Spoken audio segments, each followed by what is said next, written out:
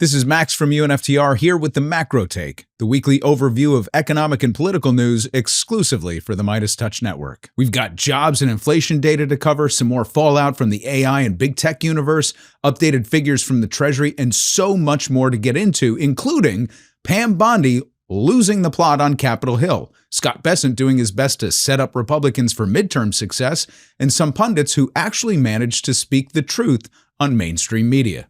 Settle in, Meidas Mighty. It's just another week in Bizarro America.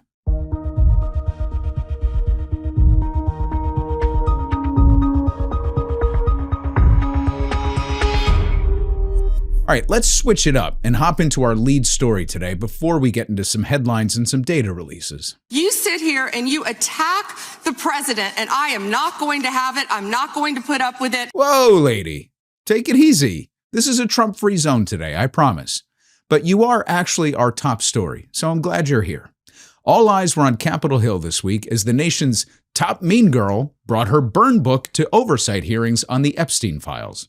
Attorney General Pam Bondi— Pan or Pam? It's Pam. Pam Bondi turned the hearings into a complete spectacle, refusing throughout to acknowledge the victims seated behind her, who are still awaiting any semblance of justice as the administration pretends to promote transparency while actually stonewalling Congress and averting justice. But what caught my attention was what AG Bondi actually found really important. The Dow right now is over. The Dow is over $50,000. I don't know why you're laughing. I'm not laughing at you.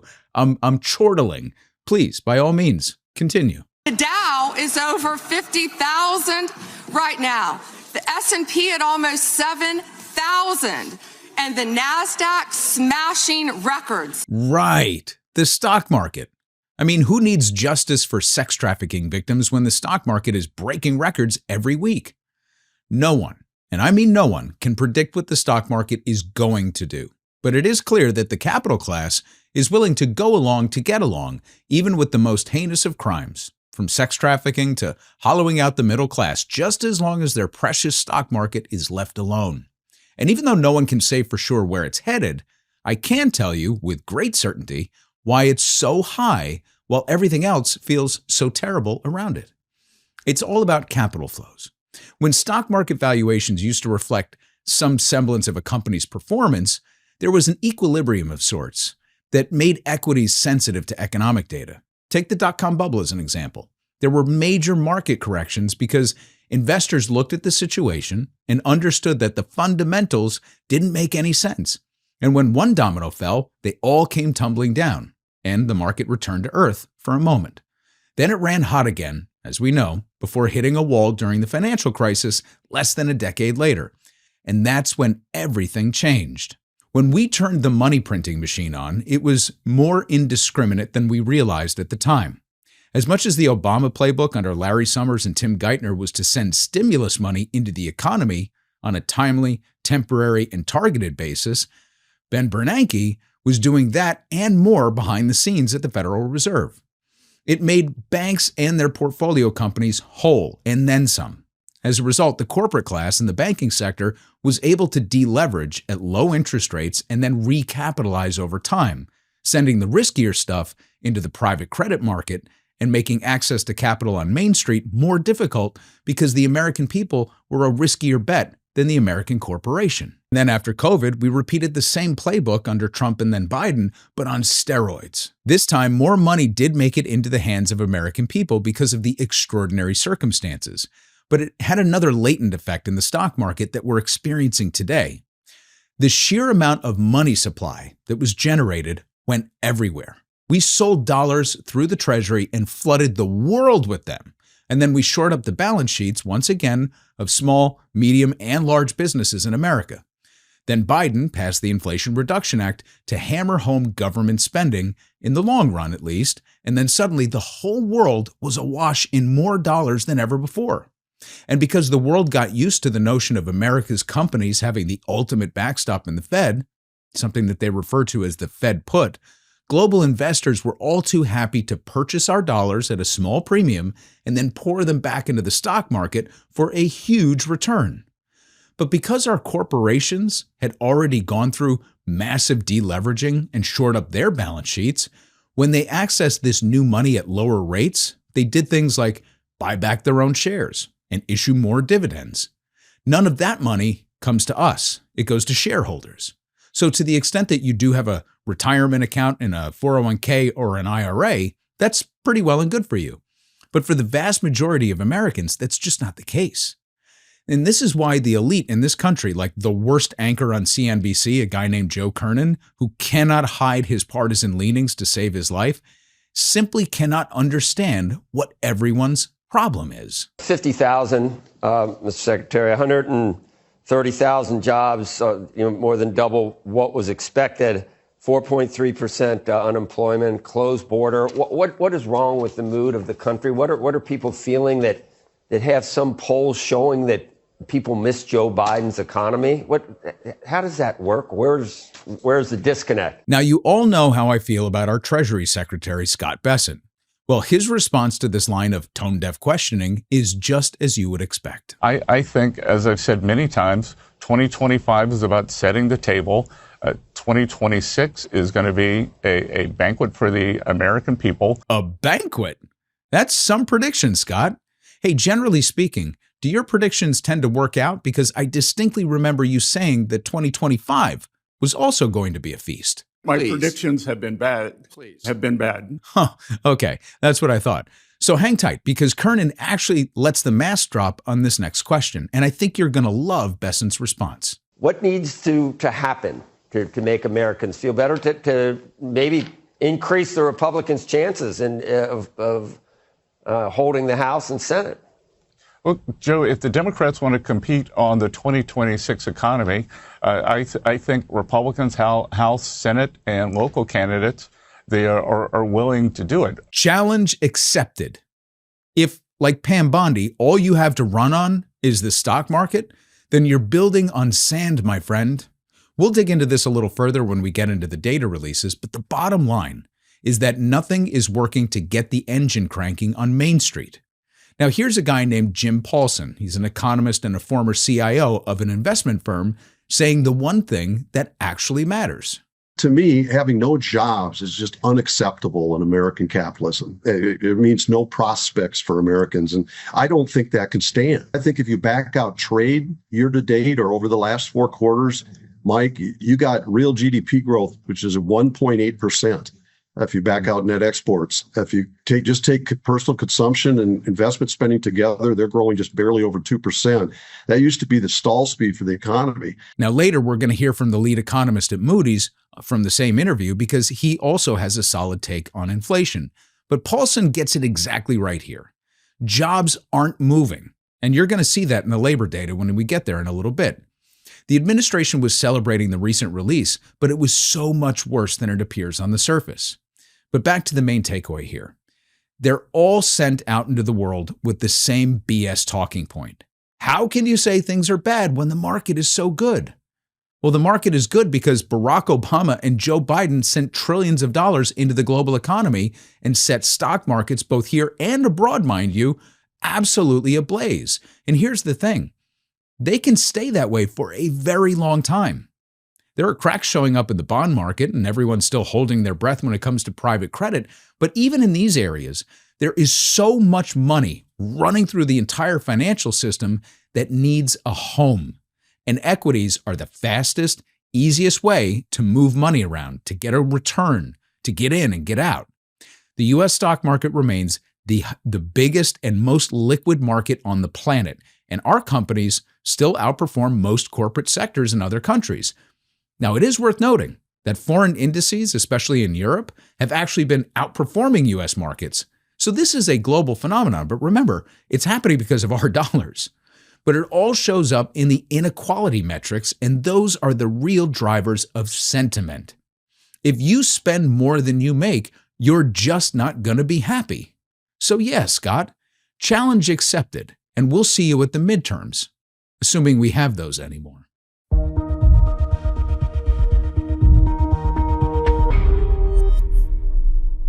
All right, let's dig into some headlines, starting with inflation.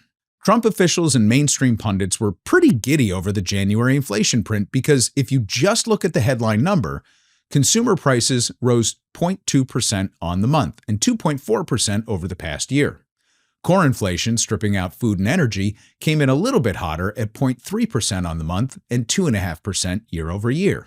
But the big story is under the hood. I know these numbers are tiny, but the whole graph is important because when you look at the annual trend, the year-over-year comparisons they make is still BS because they never backfilled data for October and November from the shutdown. So the year-over-year number is higher than they're saying. And don't take my word for it. Here's the head economist for Moody's, Mark Zandi. The inflation numbers are biased lower because of what happened last October when the government shut down. The BLS couldn't collect that data, and they assumed effectively no inflation. So if you account for that, CPI inflation year over year is closer to 3%, not 2%. So now if we isolate January, it shows how disproportionate inflation hits the population. Shelter rose 0.2% in January, and it's up 3% over the past year, remaining the single largest contributor to monthly inflation. Energy prices fell 1.5% in January, and they're down slightly year over year, with gasoline off 3.2% on the month and 7.5% over 12 months. This is because we're in a global economic slowdown outside of the stock market, so oil and gas is low. But electricity is still somehow up, 6.3% over the year, mind you. That's the stuff that impacts every household. Then there's food inflation, which is still a thing. Overall food prices rose 0.2% in January and 2.9% over the year. Food at home, groceries are up 2.1% year over year, while food away from home is running hotter at 4%. That's what makes people like Joe Kernan so freaking tone deaf. And here's the thing with this guy. He's one of the Squawk Box anchors, one of the big three who's been on the air forever. And this guy gets a lot of airtime, and he's always incredulous when someone brings up how people don't feel good about the economy. And it's not an act, because this guy's whole life revolves around the stock market. So hopefully you're seeing a pattern here. All right, so now let's dig into the jobs report, because here again, the headline figures are completely at odds with our experiences in everyday life. There are numbers in here that truly mask how ill things are below the surface.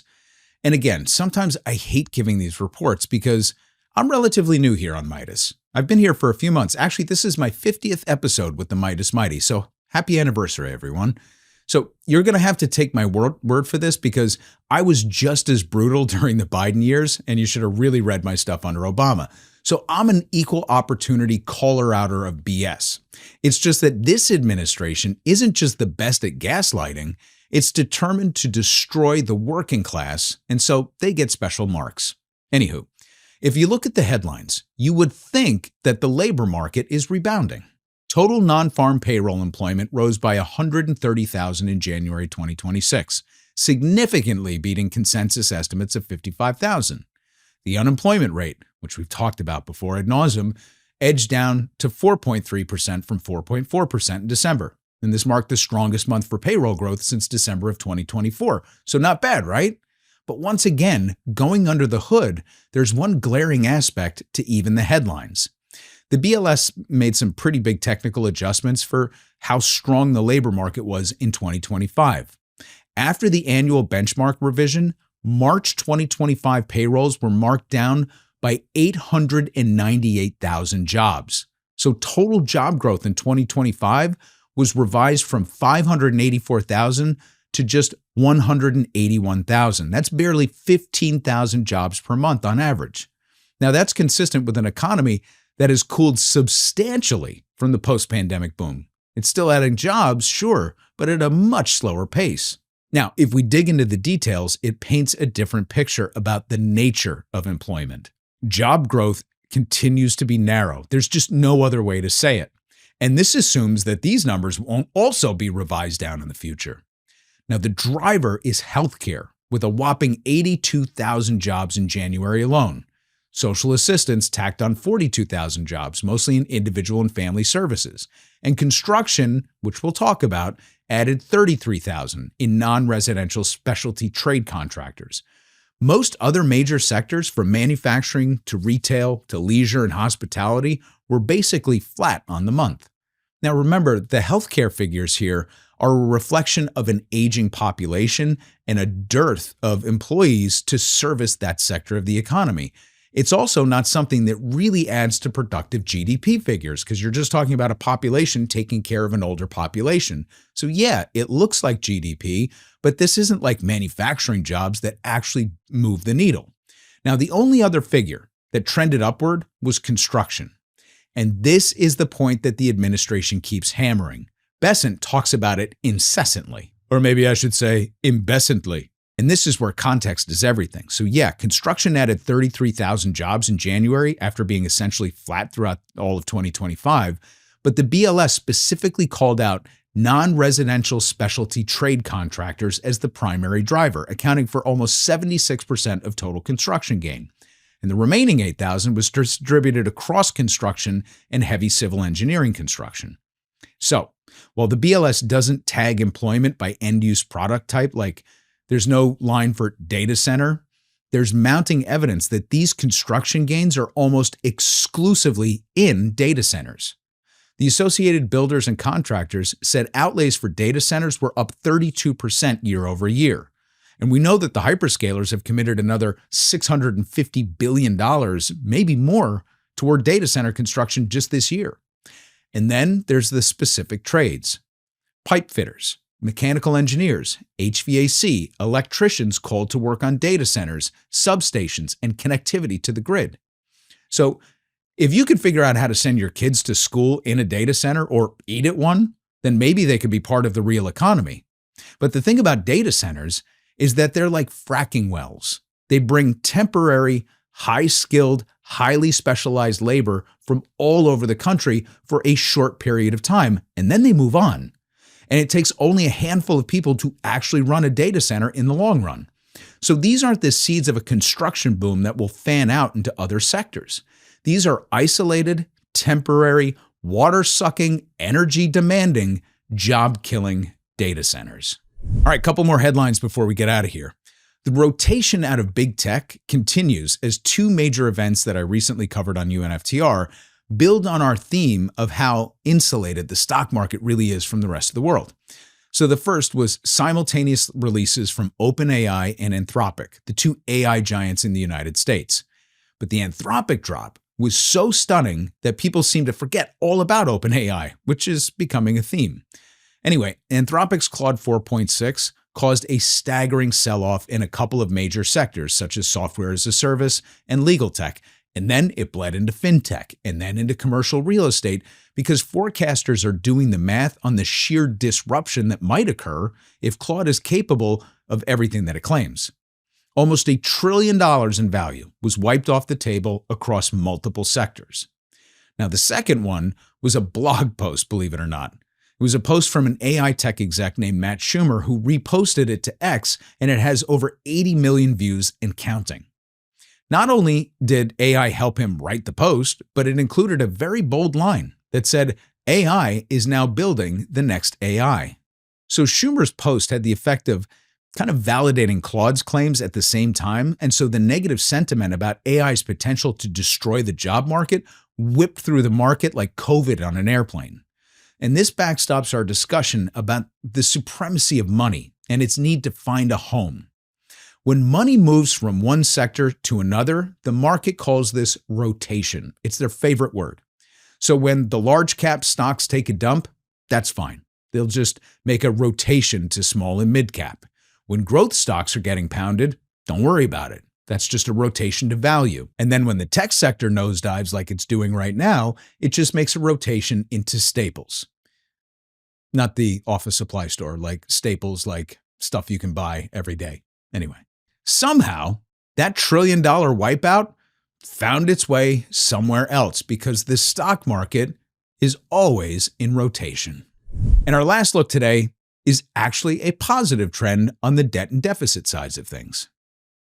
For January, the Treasury booked a $95 billion deficit, which is down 26% from the roughly $129 billion shortfall last year at the same time. On a fiscal year-to-date basis, which is the first 4 months of the year, October through now, the deficit is about $696 billion, which is $143 billion smaller than the same period last year. So the Committee for a Responsible Federal Budget and others estimate that despite the early year bump in revenues, we're still on course for nearly $2 trillion in red ink for the balance of this year. So the positive news here, once again, is for the markets. In this case, the bond market, because it will be interpreted as a signal that we're starting the long and difficult process of working down our structural deficit. And hey, they did it by placing tariffs on imported goods. Yeah, they're showing up in your prices at home, but big deal, right? And they did it through cutting hundreds of thousands of federal employees, by gutting foreign aid. And maybe the most impressive area of all, a $100 billion increase in individual tax receipts. Not bad, right? But you know what's fascinating about that? About 40% of Americans don't wind up paying income tax because they don't make enough. So the top 50% pay 97% of all federal income taxes. But get this, did you know that roughly 40% of the total is paid by the top 1%? In other words, the top 1% had one hell of a year under Donald Trump. The rest of the gains you paid for personally. So thanks for your service to Donald Trump's America. For MeidasTouch, I'm Max from UNFTR. You can find me on Blue Sky and YouTube at UNFTR and visit UNFTR.com to sign up for our free weekly newsletter. This has been the Macro Take exclusively for the MeidasTouch Network. Want to stay plugged in? Become a subscriber to our Substack at MeidasPlus.com. You'll get daily recaps from Ron Filipkowski, ad-free episodes of our podcast, and more exclusive content only available at MeidasPlus.com.